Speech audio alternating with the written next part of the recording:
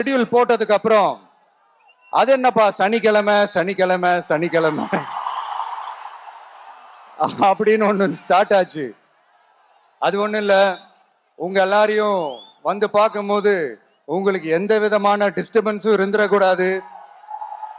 முக்கியமா உங்களுடைய வேலைகளுக்கு எந்த விதமான டிஸ்டர்பன்ஸும் இருந்துடக்கூடாது அப்படின்ற ஒரே காரணத்துக்காக தான் இப்படி வீக்கெண்டா பார்த்து இப்படி இந்த பிளானை ஷெட்யூல் பண்ணோம்.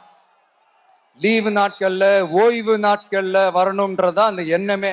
அது மட்டும் இல்ல, அரசியல்ல சில பேருக்கு நம்ம ஓய்வும் கொடுக்கணும் இல்லையா? அதனாலதான் இந்த ஓய்வு நாட்களா பார்த்து இப்படி செலக்ட் பண்ணோம்.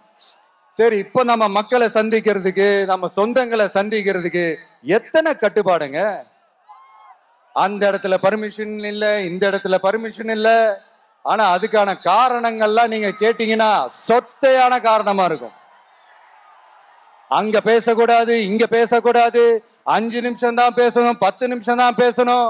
நான் பேசுறதே 3 நிமிஷம் தான். அதுலயும் அது பேசக்கூடாது, இதை பேசக்கூடாதுன்னு சொன்னா அப்புறம் நான் எதை தான் பேசுறது?